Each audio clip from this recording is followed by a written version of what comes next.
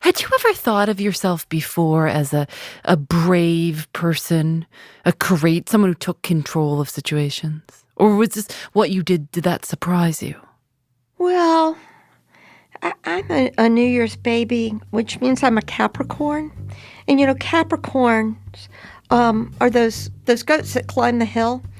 And they don't look to take charge. But if the situation needs someone to take charge, they do it. They're not looking for it, but if nobody else is doing it, they just do it. I'm Phoebe Judge. This is Criminal.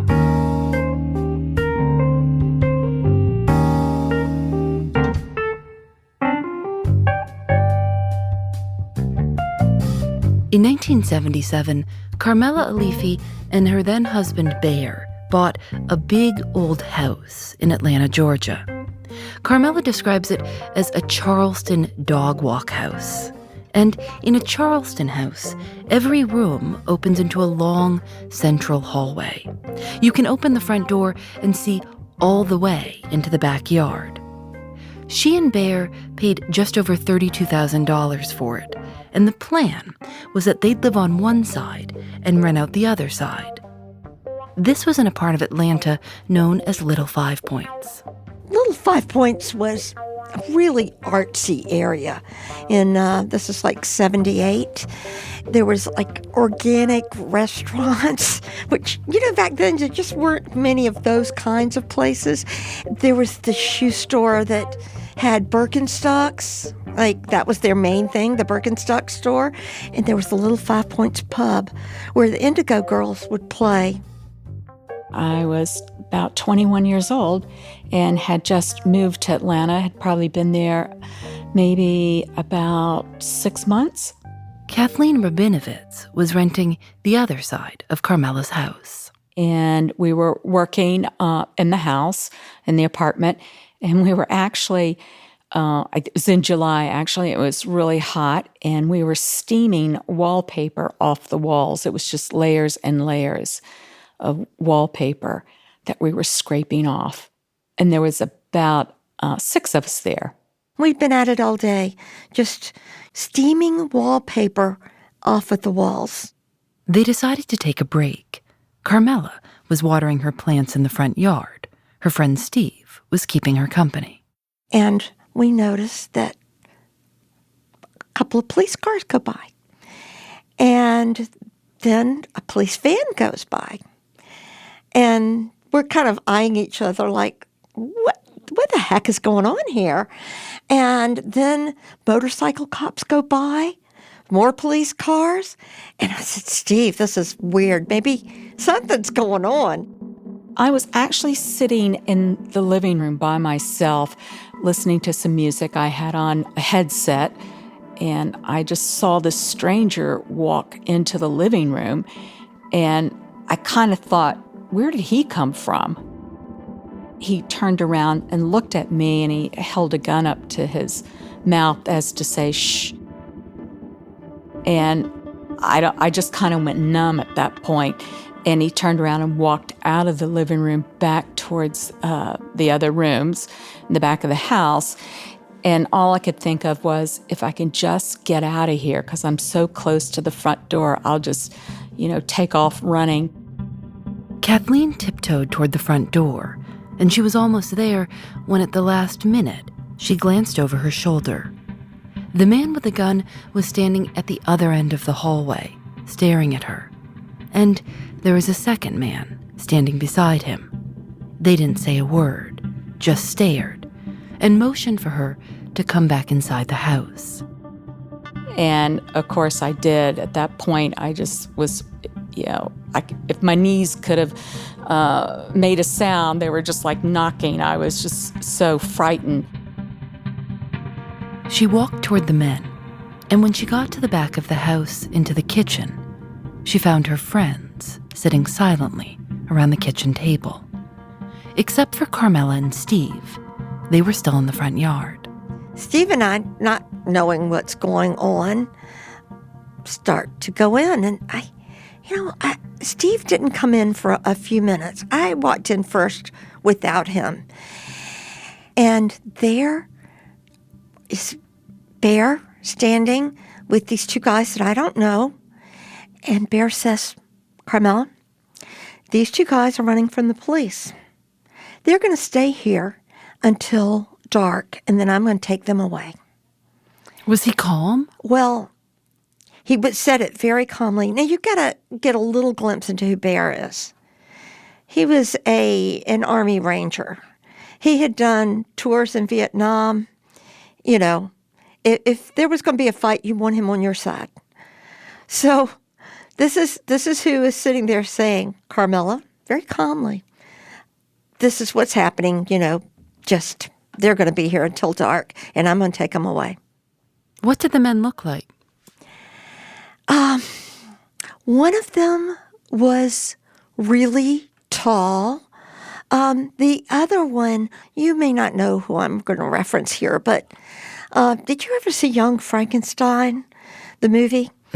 Well, there's a character in it that is played by the actor Marty Feldman, who is a short guy with bug eyes. And the shorter guy looked a lot like Marty Feldman. Both of them looked kind of wired, like they'd been going for a while. They looked kind of tense and wired. But when I saw them, I just, you never know what your reaction's going to be, okay? My reaction was, I look at them and I go, oh, hell no. You are not staying in my house. Get the hell out of my house right this minute. And I start pushing them. I remember Carmela's husband saying he was trying to tell her, to be quiet and that they had a gun, but he couldn't get a word in edgewise. It was like she didn't want any part of it. She wanted him out of her house, and that was it. I am yelling the whole time. You get out of my house right this minute. Do you know that there are police cars, motorcycle cops and vans? They're right outside, and if you don't get out right now, I'm going to tell them that you're in here. And there's an undercurrent of other voices saying things while I'm doing this, and I'm not really paying them much mind, but the other voices are like Bear going, Carmela, shut up. They have guns. Carmela, shut up. Carmela, get calm, be calm. Carmela, quit talking. But I'm not listening to any of that. I'm just yelling for them to get the hell out of my house right this minute. She had one of them almost out the back door. He kind of freaked, and that's when he put the gun in her face and said that if, they're going to die, we're all going to die. At that point, I just kind of lost it. And myself and another young lady just started, crying. I was like, that's it. And of course, Carmela's eyes got big as quarters, and she just stopped and backed off and was like, oh, okay. I just didn't notice the guns before. I was so set on, I just felt like it was such an intrusion. It was such a invasion for someone to be in my house. I mean, this is the first house I ever owned. And what were they doing in there? I didn't invite them into my house. It was really, you would think I'd be scared, I'd be vulnerable, all these other things. But I was just really mad. I was so mad. And I couldn't see straight until he actually pulled the gun to my head. So I take a breath, and then I look around. Kathy is crying at the kitchen table. And I think, what am I going to do? And I look up and I said, this is really weird that I said this, but, just trying to make things better. I said, would you like some iced tea or Baby Ruth? I mean, do people still buy Baby Ruth? I haven't heard anyone say that candy bar name for a long time. It was like I just wanted to make it better. And so I just offer him something to drink and eat. And did they take you up on it? Not at that moment, no. And at that time, Steve has finally walked in from outside, walks to the back of the house, walks into the kitchen, and sees these two guys Now, whether he saw the gun or not, I don't really know, but the gun was definitely out at that time. He looks up and he said, it just kind of evaluates the situation. And he later said he thought that we must know these guys and that it did not look safe. And he was going to leave. So he says, come on, Susie, we're going home. And we're all looking at him like, what? And he said, we're going home right now. And the guy said, the big guy, he says, pulls the gun on him. You're not going anywhere.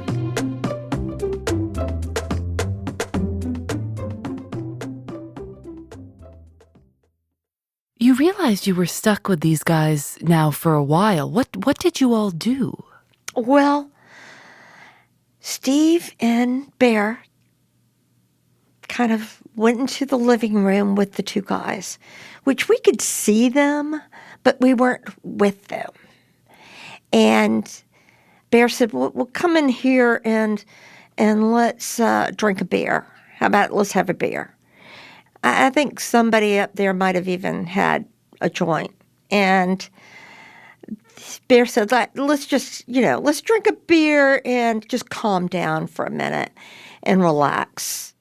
Bear is always very quiet. He's very what I call Southern. He doesn't really talk that much. And, he's was just a good old guy. But I really realize that he has a way about him that he can get along with anyone. But I would have never, ever would have guessed that he would have been able to sit there and, actually got them to trust him. One at a time, the guys went into the bathroom and took a shower and changed clothes, which was really weird. There they are taking Bear's clothes and putting them on, getting a fresh shirt. And as they're sitting around, the four guys, the tall guy looks at them, looks at Bear and Steve, and he's just looking for a little understanding. And he says, so, don't you guys know any outlaws? And Steve, who did have a good sense of humor, although I don't know how he found it at that moment, he said, the only outlaws I know are Willie Nelson and Waylon Jennings. Well, you may not know or you may know, that Willie Nelson and Waylon Jennings had a band called the Outlaws. And so that was the best they could do to relate to these outlaws. Were you in the kitchen or were you in other rooms thinking to yourself, how are we going to escape? How are we going to get out of here? Well, we are sitting there. Me and the girls are sitting in the kitchen. I was just so mortified and so scared. I just sat there, and we were just very quiet. We did what Steve told us to do, just to be calm and, not make any, noise or give them any ideas to get excited, or the fact that we're, trying to leave or getting up, trying to get water or anything. We just kind of just sat there and we're totally silent. And we could hear Carmela's husband in the living room talking to them, and they seemed to be having, a calm conversation. So we just kind of sat there and just waited. Did anyone have to go to the bathroom? No, I don't think so. We were just all shocked. So would the two men kind of peek their head in the kitchen every once in a while and just make sure that you were still sitting there at the table and then return to the living room with Bear? Well, where we were situated, you could actually, where they were sitting in the living room, they could see straight back to the kitchen where we were at the table, so they could see us at all times. And I'm thinking, we could totally go out the back door and run out the back door, but then that might really make them angry, and maybe they would kill Bear and Steve if we did that. And so that kind of kept us in line. How long were they there? Hours. They were there for hours. They were waiting for it to get dark because, obviously all those policemen were looking for them. They were who they were after. They were in the neighborhood. And later on, I will tell you that we found out that they had beaten up a policeman. They had taken his gun. And, when it's that situation, the police really, really want to capture them. So. How did they end up leaving? What did they say? Well, Bear said, I think it's time for us to go. And it's dark enough, and I think we should go ahead and go. And the guy said, if you call the police, we'll kill him. We'll kill Bear. So don't make any phone calls until he's back. So they take off. They get in the Ford van, and they leave. So I call my brother in Claxton. And so it's Don. Yeah? It's Don. We've been held hostage by escaped convicts for the last several hours. And they've taken Bear, and he's going to drop them off somewhere. And they told me if I call the police, they'll kill him. And I don't really know what to do. What do you think I should do? And Don says, don't call Mom and Dad. They are at a dance at the Elks Club, and there's nothing that they could do, and you'd hate to ruin their night. I said, okay, I won't call them. And I said, well, what about Uncle John? He goes, yeah, call Uncle John. Well, my Uncle John, I don't know if you've noticed, but the name Carmela Aliffi is very Italian. In fact, it's Sicilian. And we always kind of teased about Uncle John that, because, he was involved in so many different businesses. We just kind of, we always kind of wondered exactly what all he did. And he definitely had that tough guy Sicilian look. Like he could kill you with a glance. And, you always felt like he could take care of anything. So I call Uncle John and I tell him what's going on. He said, I'll come over. So Uncle John is coming, and I'm sitting there sketching because I felt like the police are going to want to know what this guy looked like, and this, sketching without looking at someone was not really my forte, but I was trying to capture some little look of the two men, and I'm drawing, and the phone rings. It's my parents. My dad says, Don just called us and told us what happened. And I'm just thinking, Don, of course he did. And after I talked to them, I decided I was going to call the police anyway. An officer came immediately, and everyone explained what had happened. And then, with the officers still there, they saw Bear's car pull up. Kathleen remembers that they were so terrified the men might have come back with Bear that they made the police officer hide behind a door. But Bear walked back in alone, safe. He had dropped them off in Norcross, which is the northern Atlanta, and he had dropped them off at a Dairy Queen, and he left. But the two men, we later found out, had gone into the Dairy Queen. They held up the Dairy Queen. They took the manager and his girlfriend, and they took them somewhere in South Georgia where they robbed a bank. Their names were James Edwin Wilkes Jr. and Murphy Staffens, and they'd escaped from prison in Wayne County. They'd been escorted to a dentist outside of the prison facility. As the dentist told the Atlanta Journal-Constitution, he had one of the inmates in the chair and had pulled his tooth halfway out when another inmate came in and put a gun in his face. The one I was working on, the dentist said, will be in some pain. They were eventually caught after bloodhounds found their trail in North Florida. They'd been running and holding people hostage for 6 days. By the time they were caught, according to the sheriff, they'd been pretty well worked over by mosquitoes and yellow flies. Luckily, they weren't killers. And we had heard that were on a path of badness, and they had also been up all night. And so they were sleep deprived, and they were carrying guns. And I'll tell you one thing that really unnerved me. In a weird way, it unnerved me almost as much as the day that this happened. It was about 3 weeks later. I was changing in the linen on the bed, and I felt something a little odd, and I slipped my hand between the mattress and the box springs, and I pull out a gun. I had been sleeping on top of this gun, this loaded gun.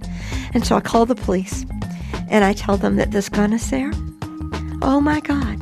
Like 20 cops pull up in front of the house, and they're all running in to get this gun.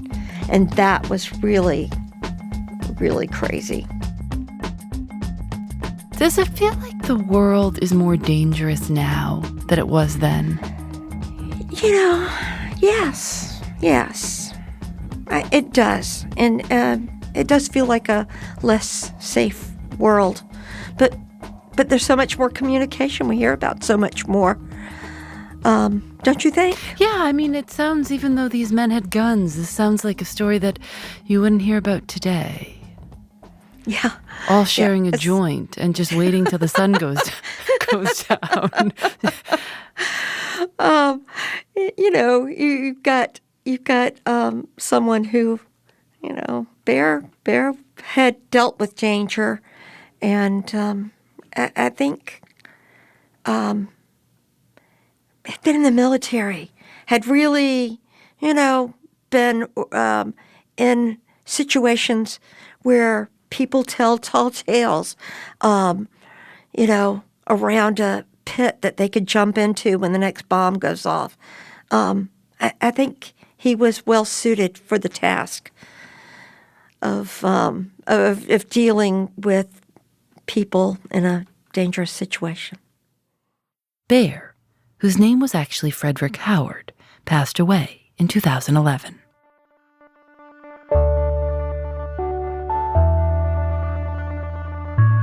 How often have you told this story?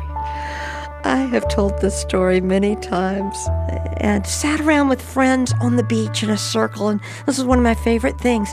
You just say, all right, let's everybody tell their best story.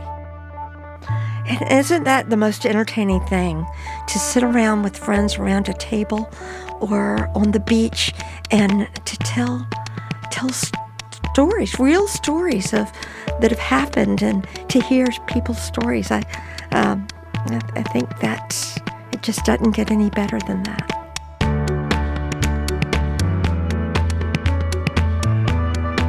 Whenever I go, I'm called for jury duty. They never want me because they always ask, is there anyone here that has been victim to a crime? And I always have to say, well, the only thing I can think of is I was held hostage by escaped convicts, and they never want me. So...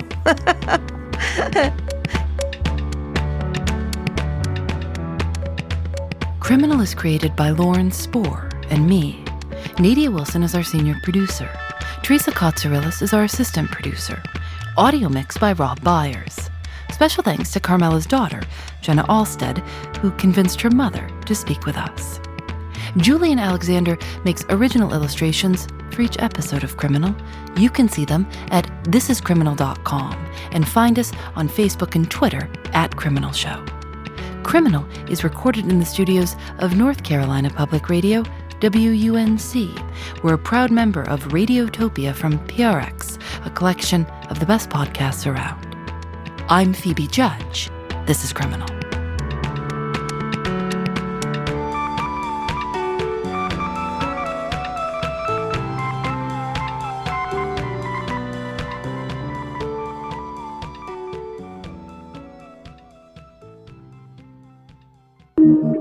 Radiotopia.